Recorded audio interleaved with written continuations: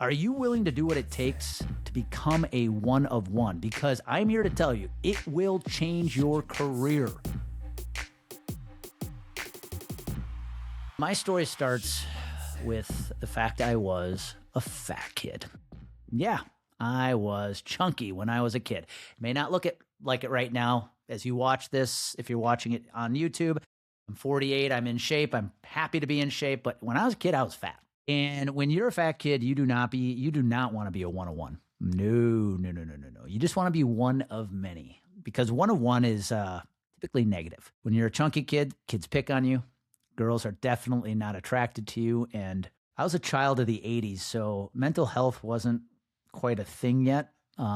Jean companies had actually built or made a jean size just for me. It was called Size Husky. Yes, so if you're tuning in and you are one of those men who wore husky jeans as a boy, I'm with you, brother. So was I.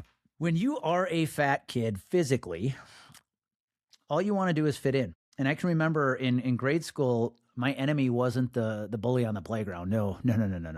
My enemy was the annual presidential fitness test. Remember those things? You know, I actually think they created that for two reasons. One, they wanted to assess the fitness level of the youth in America. But number two, it was their way to remind the fat kids just how overweight and out of shape they were every year. I actually heard the annual presidential fitness test has come back. Is that true? I don't have any kids. I don't know. Anyways, I can remember walking down the hall into the gym at Park Lawn Elementary here in Oconomowoc. I'd see the ropes hanging from the ceilings, the pull-up bar, the sit and reach box on the floor, and sweat would just start pouring down my face. Why? Because I knew what lay ahead. I could barely do any push-ups. I couldn't do any pull-ups. My sit and reach could be measured in centimeters, not inches. Climb the rope? Hell no. There I stood, all attention on me, and all I wanted to be was anybody but me. I just wanted to be one of many. See, as a kid, when I look back at my childhood, it could be summed up pretty easily. I feared judgment. I feared comparison. I feared failure, because all I wanted to do was fit in. And when all you want to do is fit in, you look like everybody else, it's easy to get overlooked.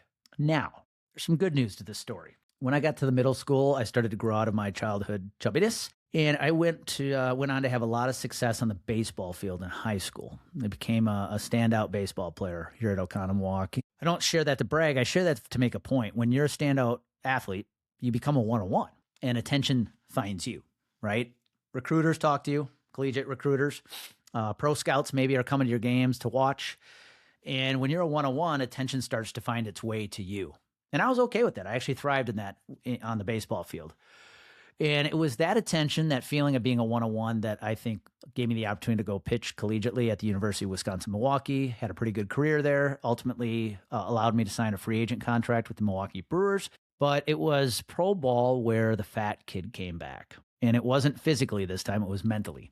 Because when I got to pro ball as a free agent, I made the biggest mistake you could make as a free agent, and that was trying to fit in.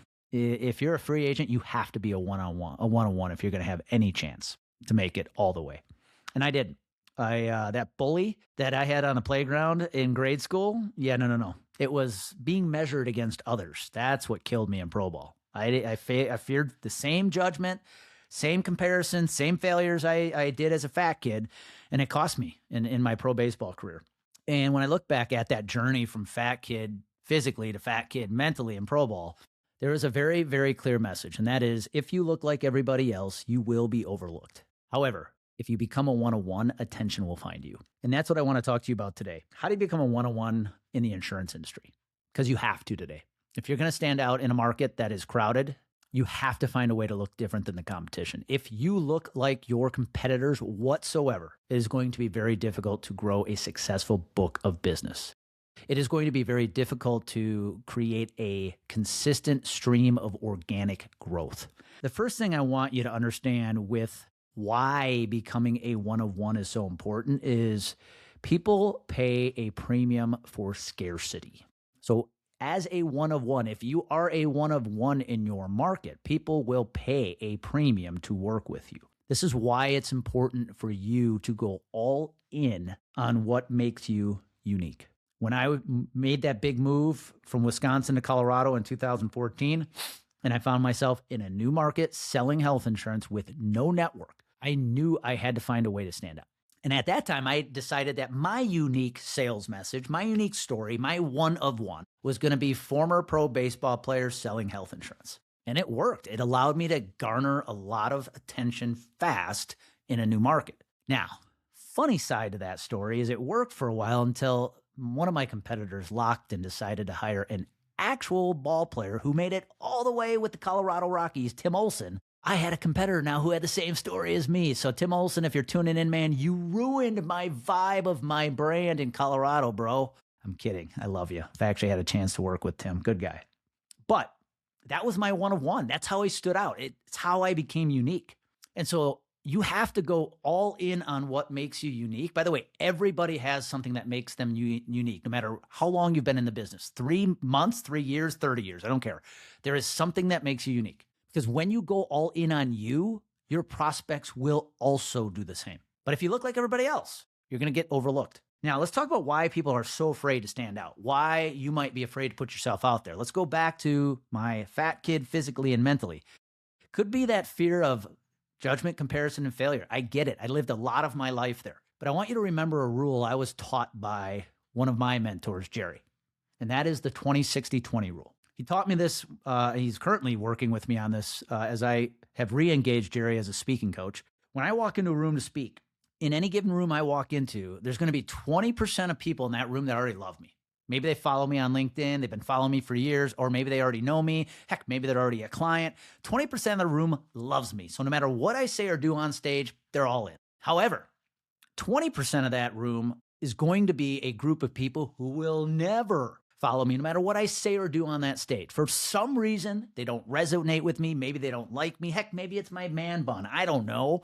There's just something that gets them to say, I don't like this guy. I don't care what he says, what he does. I'm not listening or following. And that applies to any room you walk in. But there's 60% of that room that is undecided. And your job is to build a brand to become a one of one that makes that 60% decide whether or not they like you or not. This is how elections in politics are won. 20% are going to vote one way, 20% always going to vote another, and then there's 60 who are undecided. You got to win the undecided. This is what it means to build a one of one. In your market right now, you've got 20% of the people who love you. They include clients. No matter what you do, they're always going to love you. There's 20% of your prospects who will never hire you. They're never hiring you. But there's 60% that are undecided. This is the place you need to win. And looking like everybody else, you're not going to win. But the fear, the judgment, and the comparison comes from the fact you're trying to get those 20% who will never come on board to come on board. You got to let go of that. This is why you're afraid to put yourself out there on LinkedIn. You're afraid there are people who aren't going to like you. Newsflash, there are. But those are the people who are never going to hire you anyways.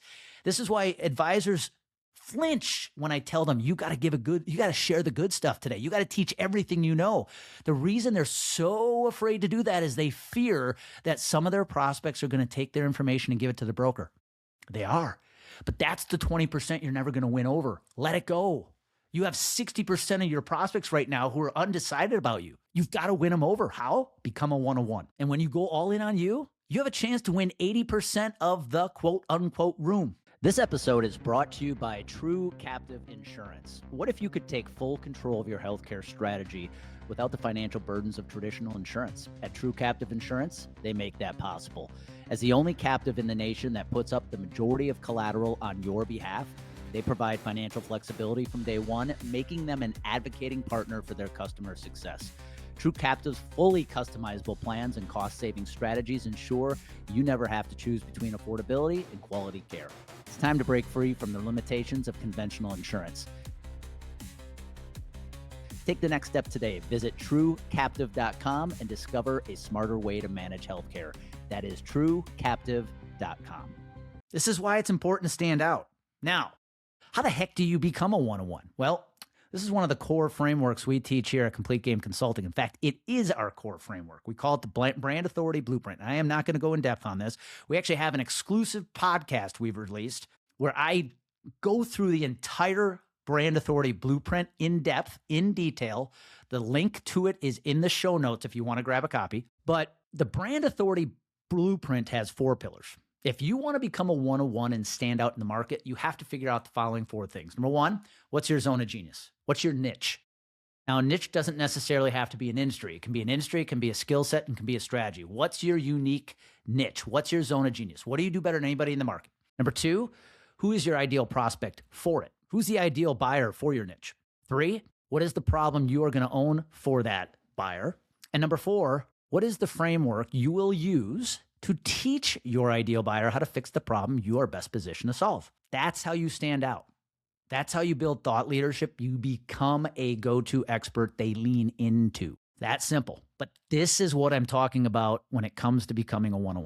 Leverage the brand authority blueprint. But you have to let go of the fears of judgment, comparison, and failure. Now, let's walk through some of the traits that separate one-of-ones from everybody else. If you have the chance to become a 101, how do you need to operate? How do you need to act? Well, we've had a chance to work with enough producers, some of the most successful people in the insurance industry, individual producers with books well north of $5 million. And I look at what they do. They are one-of-ones. What separates them from everybody else? Well, number 1, one-of-ones don't merely do things differently. They do different things. Let me say that again. One-of-ones don't merely do things differently. They do different things. They don't do more of the same old cold calling. They don't do more of the same old cold email and networking. No. They completely change the way they prospect. 2, one-of-ones invest in themselves. Ooh, do you need to hear that one again? One-of-ones invest in themselves. They don't sit back and wait for others to invest for them. I hear this so often in our industry. Andy, I want help, but I just hope my boss pays for it. And your commitment to becoming a one-on-one all rests on the fact whether your company will pay for it? Come on now. I look at the one-on-one-of-ones we get to coach. They have coaches for everything. Coaches for business, coaches for mindset, coaches for fitness, you name it. Because they know they need that help if they're going to reach their full potential. Most importantly, one-of-ones are open to feedback. If you're going to hire coaches, you better be open to feedback. You don't hire coaches to validate what you're already doing. You hire coaches to give you feedback, to show you where your gaps are, your weaknesses, so you become the best version of yourself. One-on-ones don't measure themselves against others. They measure themselves against the ideal version of themselves. Whoo! Lions don't compare themselves to donkeys. If you're comparing yourself right now to all your peers, this is why you're not standing out. You're not willing to be a one-of-one. When I look at the people we work with who have huge books of business, they're only comparing themselves to themselves at this point in the game. Remember this, met needs don't motivate. Met needs do not motivate. There's a lot of producers in this industry that have gotten to the point where their financial lifestyle needs are met, therefore they have taken their foot off the gas. Now, if that's you and you are in that place, hey, you've earned it, but I'm here to tell you, you are not a one-of-one. One-of-ones don't stop when they're fed. No, one-of-ones keep chasing and trying to compete with the best version of themselves. Here's a great real-life example of what it means to no longer compare yourself to others. Usain Bolt. If you've watched the Summer Olympics for the past 20 years, you know who Usain Bolt is. He has dominated all of the track and field sprints for over a decade. I know he's retired now, but hey, by the time it was all said and done, he wasn't even comparing himself to others. He held every world record there was in the 100, the 200, and the 4x1. He wasn't even chasing world records anymore. He was chasing personal records. When he ran that, what was that, a 1919 200, which is humanly insane. He was only chasing himself at that point. That's what one-of-ones do. Last thing, last trait that makes one-of-ones who they are. They're not here to recreate a better version of the past. They're here to create the future. And we operate in an industry that loves to talk about the past. We are very proud of the past. I hear so many veterans talk about the good old days of selling in the 90s and the early 2000s when we were just slinging policies and making coin. One-on-ones don't recreate the past. They write the future. Let me give you an example. You might know these three fellows by name. Bill Gates, Steve Jobs, Jensen Huang. Bill Gates founded Microsoft. His mission? Put a computer in every home. At the time, all we had were pencils, paper, spreadsheets. He didn't try to make better spreadsheets. He reinvented the way we used spreadsheets. He put a computer in every home. And then along came Steve Jobs. He didn't just try to make a better version. He put computers in every phone. He completely changed the way we used a computer. And now we've got Jensen Huang at NVIDIA. He's not trying to make a better version of the computer that Gates and Jobs did. He's now teaching computers to think for themselves. This is what 101s do. What I'm asking you to do is, if you are committed to rewriting the story of your future in this insurance industry, are you willing to do what it takes to become a one of one? Because I'm here to tell you, it will change your career. It will help you sell with more confidence, more conviction. You'll have more fun than you've ever had in this industry. Why? Because you're a one of one. You are the only one like you in this industry. It is not about doing more of the past. It's about recreating the future. If you are going to become a one of one, you have to leave the masses behind. Stop doing the shit you've always done. Stop making excuses for why now is not a good time. Stop hoping somebody's going to do the investing for you so you can become a one-on-one. Yes, you can hear the energy in my voice right now because I know what this has done for my career. The only reason I am sitting here hosting this episode as the founder of my own company is because I decided to become a one-of-one, thankful for the people in my life who helped me do it. That's what I want for you. So as you leave this episode today, I challenge you to sit down and walk through the 4 questions I gave you. Number 1, what's your zone of genius? What makes you unique? 2, who is your ideal prospect? 3, what problem are you going to own for that ideal prospect? And 4, what is the framework you will use to teach your ideal prospect how to fix the problem you are best positioned to solve? And if you need help, this is what we do best. We create one-of-ones. But I leave you with this, one-of-ones. If you're willing to step up and stand out, that's how attention finds you. It will change your career forever. Be good. That's all we got for this episode of the Accelerate Your Insurance Sales Podcast. One of the most valuable things you can do to help us and other new potential listeners find our show is for you to rate the show and leave a review. So as a special bonus for you, if you leave us a review, take a screenshot of your review and send it to me as a DM to my LinkedIn profile.